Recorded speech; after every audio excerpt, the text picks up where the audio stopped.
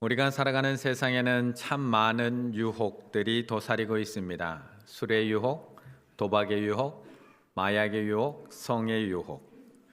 그런데 이런 위험한 유혹들이 우리 아이들의 일상에 점점 가까이 파고들면서 우리 부모들의 마음은 조금씩 걱정이 커져가고 있습니다.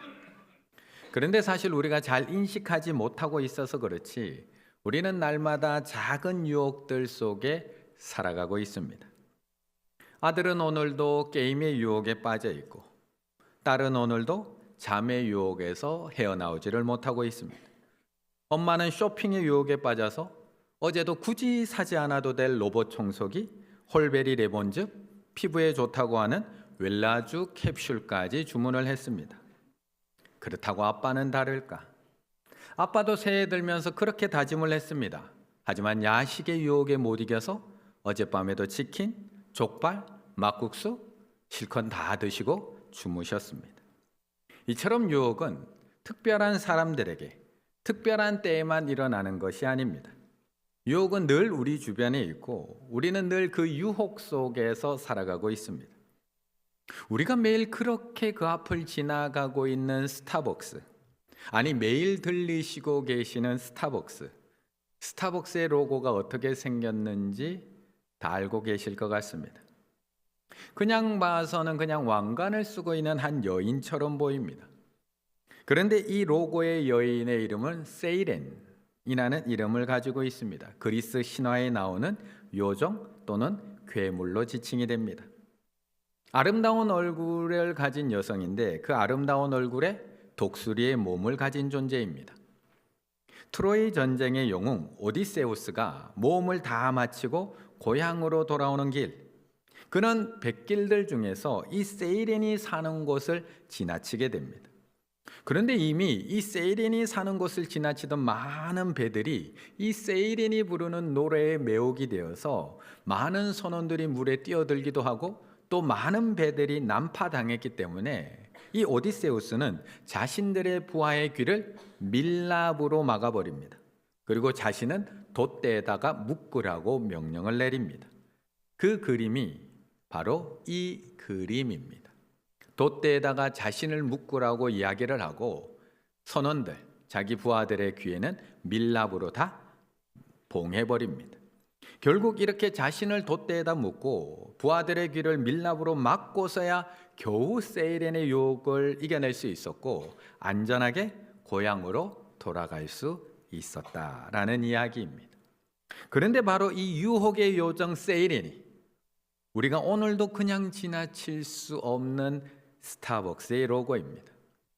사람들이 한 번 마시면 또 찾아올 수밖에 없는 매력적인 맛, 빠져나올 수 없는 유혹의 힘을 가진 커피를 만들고자 스타벅스가 1971년부터 사용했던 로고 세이렌인 것입니다. 이처럼 유혹이라는 것은 특별한 게 아닙니다. 우리가 늘 뉴스나 매스컴을 통해서 아주 특별한 유혹의 사건들만 접해서 그렇지 유혹은 특별히 누군가에게서만 일어나는 놀라운 일도 아니고 어느 특정 장소에 가야지만 일어나는 그런 사건들도 아니라는 겁니다. 늘 우리 주변에서 일어나는 것이 유혹이고 그 누구라도 넘어질 수 있는 것이 바로 유혹입니다. 오늘 본문에도 바로 그 유혹에 넘어지는 사람들이 등장하고 있습니다. 1절의 말씀을 한번 같이 읽겠습니다. 1절입니다. 그런데 뱀은 여호와 하나님이 지으신 들짐승 중에 가장 강교하니라. 뱀이 여자에게 물어 이르되 하나님이 참으로 너희에게 동산 모든 나무의 열매를 먹지 말라 하시더냐. 아멘. 우리는 누군가를 유혹한다라고 하면 화려한 불빛, 멋진 외모, 매혹적인 분위기를 상상합니다. 하지만 꼭 그렇지 않습니다. 우리는 매일매일 일상 속에서 수많은 유혹을 받고 있습니다. 오늘 아침에 잠자리에 일어나는 그 순간부터 시작해서 가족들과 함께 아침을 먹는 그 시간, 운전을 해서 교회에 도착하는 그 시간까지 우리는 수많은 유혹들을 이겨내고 지금 이 자리에 와 있습니다. 잠을 조금 더 자고 싶은 유혹, 짜증이 나고 화를 내고 싶은 유혹, 신호를 어기고 조금 더 빨리 가고 싶은 유혹, 오늘은 교회 가지 말고 어디론가 다른 데로 훌쩍 떠나고 싶은 유혹, 그런데 모든 유혹은 오늘 본문에서 보듯이 어떤 큰 사건에서 시작되는 것이 아니라 작은 말 한마디에서부터 유혹은 시작됩니다. 1절의 말씀을 보시면 그런데 뱀은 여호와 하나님이 지으신 들짐승 중에 가장 강교하니라. 뱀이 여자에게 물어 이르되. 뱀이 여자에게 물어 이르되. 뱀이 여자에게 말을 걸기 전까지는 하나님과 인간 사이에 아무런 문제가 없었습니다. 하나님과 인간 사이에 조금의 틈도 없었습니다. 그런데 뱀이 여자에게 말을 걸기 시작하자 상황이 복잡해지고 있습니다. 하나님과 인간 사이에 틈이 벌어지기 시작을 합니다. 그 간단한 질문 하나, 말 한마디에서부터 유혹이 시작되고 있습니다. 그런데 오늘 이 뱀은 하와에게 말을 걸면서 과장법을 사용을 합니다. 1절, 그런데 뱀은 여호와 하나님이 지으신 들짐승 중에 가장 강교하니라. 뱀이 여자에게 물어 이르되 하나님이 참으로 너에게 동산 모든 나무의 열매를 먹지 말라 하시더냐. 모든 나무의 열매. 하나님은 단 한 번도 모든 나무의 열매를 먹지 말라고 말한 적이 없습니다. 하나님은 아담과 하와에게 선악을 알게 하는 그 열매, 그 나무의 열매, 그것만 먹지 말라고 하셨습니다. 그런데 뱀은 여기에다가 모든이라는 과장법을 갖다가 붙입니다. 그리고 과장에서 모든 나무의 열매를 먹지 말라고 했느냐? 라고 묻고 있습니다. 사탄은 이렇듯 어떤 화려한 것으로 우리를 유혹하지 않습니다. 우리가 전혀 생각하지 못했던 엉뚱한 것을 가지고 오지도 않습니다. 그러면 우리가 금방 알아챌 수 있거든요. 우리가 너무나 익숙한 하나님의 말씀으로 다가옵니다. 일상 속에서 너무나 자연스럽게 우리에게 찾아옵니다. 단지 살짝 변형시킬 뿐입니다. 살짝 바꿀 뿐입니다. 그리고 평소에 가지고 있었던 그 작은 궁금증 하나, 평소에 가지고 살아갔던 그 작은 불만 하나, 그거를 톡 건듭니다. 이 모든 것을 하나님이 다 주시고 단 하나, 우리가 하나님 앞에 피조물이라는 그 사실을 기억할 수 있도록 만드신 그것 하나, 그것에 대한 불만을 건드리고 있다는 겁니다. 지금 세상이 우리에게 사용하는 방법과 똑같습니다. 지금 유튜브를 통해서 전해지는 과장된 영상들, 과장된 소식들, 아주 선정적인 장면들, 없는 장면인가요? 다 있는 장면입니다. 분명히 있는 장면입니다. 단지 과장해서 사용할 뿐입니다. 그것으로 과장된 뉴스를 만들어서 상대에 대한 국민들의 불만, 분노를 폭발시킬 뿐입니다. 서로 자기에게 필요한 장면만 모아서 사용을 합니다. 서로 각자에게 필요한 장면만 모아서 자신의 목적대로 사람들을 흥분시키고 움직이기 위해서 뱀의 이 교묘한 방법을 오늘도 사용하고 있다는 겁니다. 그런데 그 방법이 세상뿐이 아니라 우리도 똑같이 사용을 합니다. 분명 하나님은 우리에게 이 모든 것을 다 주셨습니다. 다 주셨습니다. 딱 하나, 선악을 알게 하는 나무 열매, 그것만 먹지 말라고 했습니다. 그런데 뱀은 우리로 하여금 우리를 위해서 먹지 말라고 하신 그것 하나에 대한 불만을 폭발시킵니다. 그거 하나에 대한 불만. 우리가 늘 가지고 있는 그 불만. 우리 남편이 다 잘하는데 그거 하나만 좀 고쳤으면 좋겠는 그 불만. 우리가 아내가 정말 요리도 잘하고 애도 잘 키우고 정리도 잘하는데 정말 그거 하나 때문에 너무 힘들어합니다. 우리 애들 정말 다 잘하거든요. 그런데 그거 하나 때문에 답답해하고 우리는 힘들어합니다. 우리 충일교회 너무 다 좋습니다. 그런데 그거 하나. 우리 목사님 얼굴도 잘생기고 목소리도 좋고 설교도 잘하고 눈도 부리부리하고 다 좋은데 그거 하나. 맞아, 그거 하나. 우리가 늘 얘기하잖아요. 저 사람 정말 괜찮은데 그거 하나. 그 하나 있는 불만을 질문을 통해 건드리기 시작한다는 겁니다. 그러자 여자의 대답에도 똑같은 문제가 발생합니다. 똑같은 문제. 뱀이 과장된 질문으로 흥분해서 질문을 하자 흥분을 해서 똑같이 과장된 대답으로 이야기를 합니다. 3절, 동산 중앙에 있는 나무의 열매는 하나님의 말씀에 너희는 먹지도 말고 만지지도 말라. 너희는 먹지도 말고 만지지도 말라. 하나님이 먹지 말라고 하셨지 언제 만지지 말라고 하셨나요? 하나님이 먹지 말라고 했지 언제 만지지 말라고 했나요? 뱀은 여자가 평소에 가지고 있던 그 불만 하나, 그것을 과장된 질문으로 폭발시키고 있습니다. 그리고 그 유혹에 넘어간 여자는 사탄의 패턴을 그대로 닮아서 과장되게 대답을 하고 있는 겁니다. 이처럼 우리를 유혹하는 것은 화려한 몸짓이 아니라 작은 말 한마디입니다. 좋은 사업이 있는데 우리 같이 한번 해볼래? 거기 좋은 데 있는데 우리 한번 같이 가볼래? 아이, 그 사람 왜 그래? 그 사람 그 사람은 그게 문제야. 우리를 넘어뜨리는 것은 큰 사건이 아닙니다. 누군가가 던지는 질문 하나, 말 한마디, 지적 한마디, 그게 우리를 넘어뜨린다는 겁니다. 평생 다윗을 미워해서 죽이려고 쫓아다녔던 사울왕, 그를 넘어뜨린 것이 골리앗인가요? 그를 넘어뜨린 것이 아말렉이고 그를 넘어뜨린 것이 블레셋 족속인가요? 아니요, 그를 넘어뜨린 것은 말 한마디입니다. 사무엘상 18장 7절, 여인들이 뛰놀며 노래하며 이르되 사울이 죽인 자는 천천히요 다윗은 만만이로다. 긴 문장도 아닙니다. 딱 4마디. 사울은 천천, 다윗은 만만. 딱 이 4마디. 그런데 이 말은 사울에겐 너무나 치명적이었습니다. 그는 평생 이 말에 넘어져서 이성을 잃고 질투심에 사로잡혀 평생 다윗을 쫓아다니는 불쌍한 인생을 살게 되었다는 겁니다. 그런데 우리는 안 그러고 있을까요?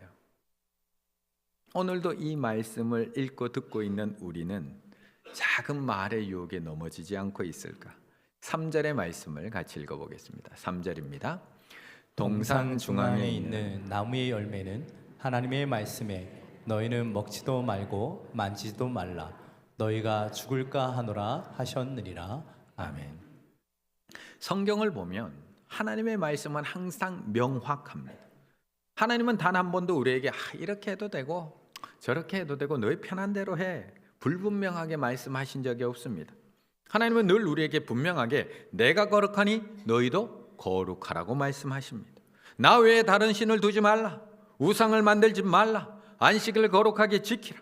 내 부모를 공경하라. 살인하지 말라. 간음하지 말라. 도둑질하지 말라. 거짓 증거하지 말라. 이웃의 것을 탐내지 말라.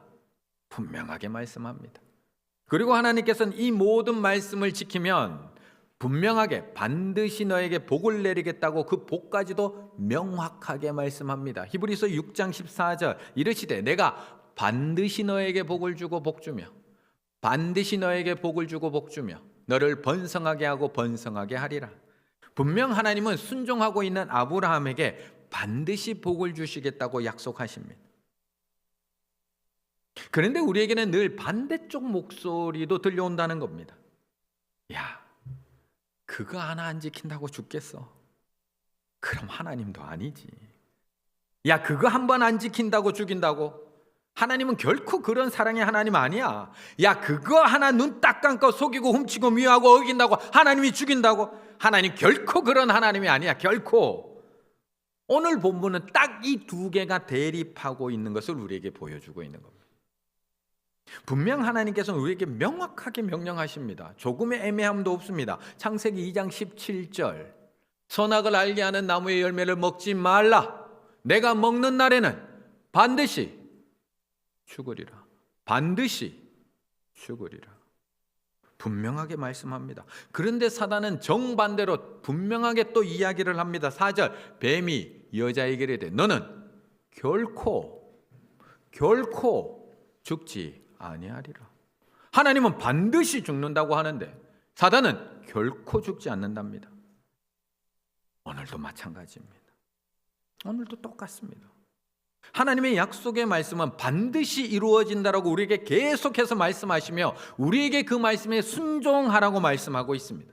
그런데 세상은 끊임없이 우리에게 뭐라고 얘기하냐? 아이, 그거는 성경의 이야기지 결코, 현실은 결코 그렇게 되지 않아. 현실이 결코 그렇게, 절대 그렇게 되지 않아 라고 세상은 우리에게 속삭이고 있다는 겁니다. 그렇다면 우리는 오늘 어느 쪽에 서 있을까요? 어느 쪽에 지금 서 계십니까? 하나님의 말씀은 반드시 그대로 이루어질 줄을 믿고 계십니까? 아니면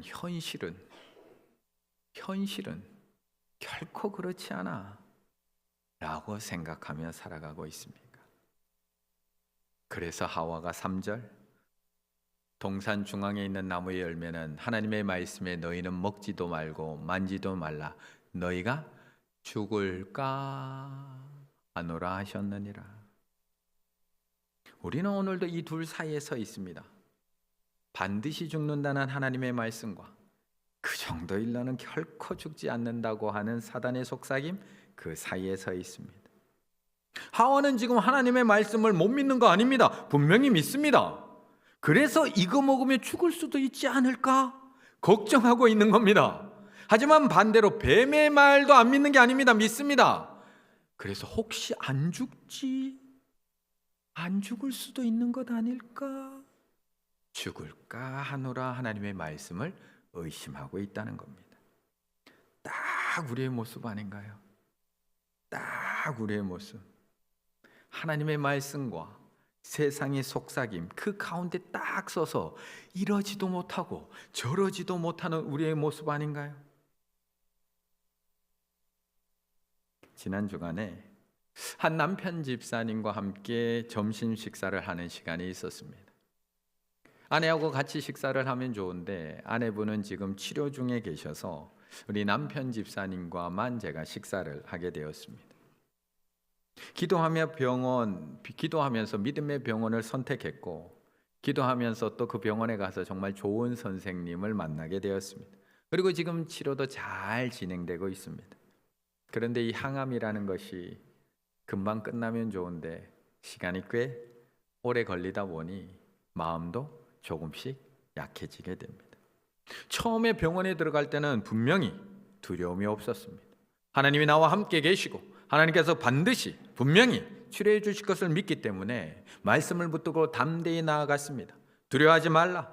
내가 너와 함께함이라. 놀라지 말라. 나는 내 하나님이 됨이라. 내가 너를 굳세게 하리라. 참으로 너를 도와주리라. 참으로 나의 의로운 손으로 너를 붙들리라.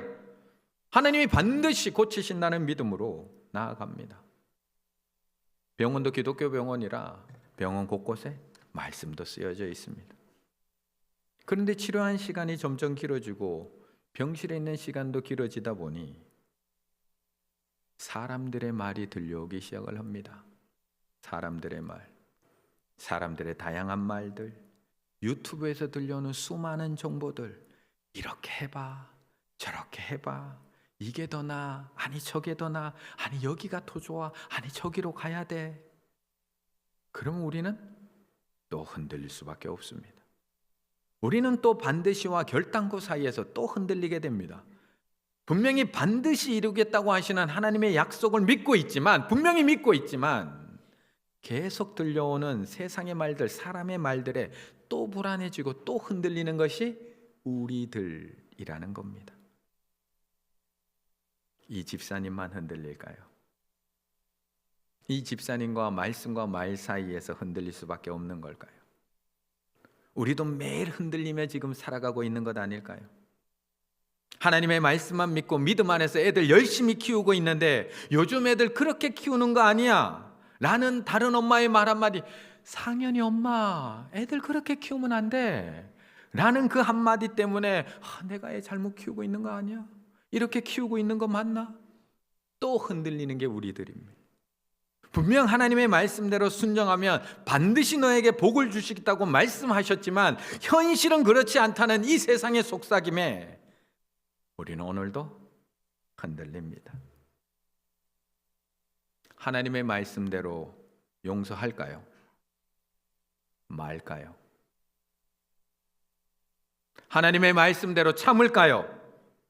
말까요? 하나님의 말씀대로 주의를 지킬까요? 말까요? 받은 대로 갚아줄까요? 말까요? 섬길까요? 말까요? 가지 말아야 될 자리 친구들이 딱 한 번만 와 갈까요? 말까요? 이번 구정에 다들 여행 간다고 하는데 부모님에게 갈까요? 말까요? 우리 성도님들 정말 이번 한 번은 괜찮지 않을까요? 이거 하나 정도는 정말 괜찮지 않을까요? 하나님께서 이 정도로 화내실 분, 결코 이 정도로 화내실 분 아니잖아요. 이 정도는 괜찮지 않을까요? 지난 52주 한 주도 안 빠지고 교회 나오셨잖아요. 한 주 정도는 빠지고 놀러 가는 거 정말 괜찮지 않을까요? 1년 내내 정말 성실하게 사셨잖아요. 다른 사람들이 말하는 것처럼 하루 정도는 내 마음대로 먹고 마시며 좀 즐기고 괜찮지 않을까요? 다 그렇게 사는 것 아닌가요? 그렇게 산다고 죽는 거 아니잖아요. 우리는 말씀과 말 사이에서 오늘도 흔들리고 있다는 겁니다. 그런데 하와는 왜 이렇게 쉽게 흔들려 버린 걸까요? 아무리 사탄이 교활하고 뱀이 강교한 짐승이지만 하와는 어떻게 이렇게 이 뱀의 말에 쉽게 넘어질 수밖에 없었던 것일까? 5절의 말씀을 같이 읽어보겠습니다. 5절입니다. 너희가 그것을 먹는 날에는 너희 눈이 밝아져 하나님과 같이 되어 선악을 알 줄 하나님이 아심이니라. 아멘. 오늘 강교한 뱀은 흔들리고 있는 하와를 계속해서 몰아붙입니다. 하나님의 말씀에 대한 믿음이 흔들리기 시작했더니 이 뱀은 그 틈을 절대 놓치지 않습니다. 반드시와 결단코 사이에서 흔들리고 있는 하와를 더 몰아붙이기 시작을 합니다. 정말 죽을까? 안 죽을 수도 있는 것 아닌가? 갈등하고 있는 하와를 한 번 더 몰아붙입니다. 비교의식까지 자극합니다. 5절 너희가 그것을 먹는 날에는 너희 눈이 밝아져 하나님과 같이 되어 네가 이걸 먹는 순간 바로 그때 너도 하나님처럼 될 수 있어. 그런데 오늘 본문을 읽으면서 가만히 한번 생각을 해보면 왜 뱀은 여자에게 먼저 물어봤을까요? 왜 계속 여자를 유혹하고 있는 것일까요? 아니 분명 하나님은 아담에게 에덴을 경작하게 하시고 아담에게 모든 가축과 짐승들의 이름을 짓게 하시고 아담에게 하나님이 창조하신 모든 것을 맡기셨는데 왜 강교한 뱀은 아담이 아니라 하와를 먼저 유혹하고 있는 것일까요? 사실 이에 대한 의견은 학자들마다 조금 다양합니다. 아주 쉽게는 좀 편안하게는 예나 지금이나 남편들이 아내의 말에 꼼짝 못하기 때문에 먼저 아내를 유혹하고 그 다음에 남편을 유혹했다는 의견입니다. 더 쉽고 재미있는 의견은 만약 이 아담이 한국 남자였다면 뱀이 유혹하는 오는 순간 그 순간 일단 잡아먹고 봤을 거기 때문에 어쩔 수 없이 아담이 아니라 먼저 하와를 먼저 유혹했다라고 우스갯소리로 이야기하기도 합니다. 여성신학적 관점에서는 이 히브리 문화 자체가 남성 중심적 문화였기 때문에 성경에서도 여성을 유혹에 잘 넘어가는 존재로 표현하고 있다는 겁니다. 남성이 뱀에게 속은 것이 아니라 여성이 뱀에게 속았고 이 여성이 남성을 타락하게 만든 것이라고 성경에서 히브리 문학에서 표현하고 있다는 겁니다. 심리학적 관점에서는 남성은 보는 것에 약하고 여성은 듣는 것에 약하기 때문에 뱀이 먼저 교묘한 말로 여자를 유혹하고 여성은 남성에게 이 선악과를 보여주며 남성을 유혹했다라고 이야기합니다. 우리 성도님들은 어떤 의견이 가장 타당하게 느껴지시나요? 혹시 뱀이신가요? 어떤 의견? 그런데 성경을 조금만 자세히 보게 되면 하나님께서 이 말씀하셨던 반드시의 명령, 반드시 죽게 되리라고 하는 2장 17절의 명령, 선악을 알게 하는 나무의 열매를 먹지 말라, 내가 먹는 날에는 반드시 죽으리라고 하시는 이 하나님의 명령이 누구에게 하신 명령일까요? 누구에게? 이 명령을 직접 들은 사람은 아담일까요? 하와일까요? 바로 이어지는 18절을 읽어보면 정확하게 알 수가 있습니다. 18절 여호와 하나님이 이르시되 사람이 혼자 사는 것이 좋지 아니하니 내가 그를 위하여 돕는 배필을 지으리라 하시니라. 반드시 죽는다는 명령 이후에 바로 이어지는 18절 혼자 있는 것이 지금 혼자 있다는 겁니다. 이 명령은 하나님이 아담에게 직접 내리신 명령입니다. 이 명령을 하실 때는 하와는 아직 창조가 되기 전입니다. 그렇다면 하와는 이 하나님의 명령을 직접 들었을까요? 전해 들었을까요? 신약에 오게 되면 또 한 분, 사단의 유혹을 똑같이 받은 분이 한 분이 나옵니다. 마치 오늘 본문과 너무나 대조적으로 보여주듯이 공생애를 시작하면서 바로 사단의 시험을 받으십니다. 마태복음 4장 3절을 보면 시험하는 자가 예수께 나와서 이르되 내가 만일 하나님의 아들이거든 명하여 이 돌들로 떡덩이가 되게 하라. 예수님은 광야에서 마귀에게 아담과 하와 똑같은 시험을 받으십니다. 보암직도 하고 먹음직도 하고 지혜롭게 할 만한 것들 앞에서 똑같이 유혹을 당하십니다. 우리가 너무나 잘 알고 있는 세 가지 시험. 내가 하나님의 아들이거든 이 돌을 떡덩이가 되게 하라.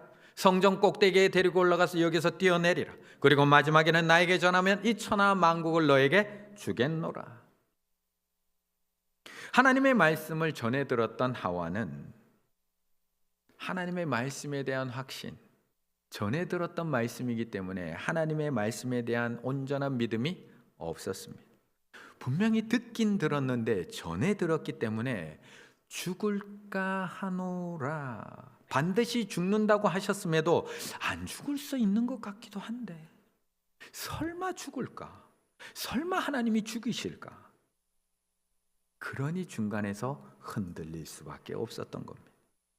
하지만 새 아담으로 이 땅에 오신 예수 그리스도는 사단의 유혹에 흔들리지 않습니다.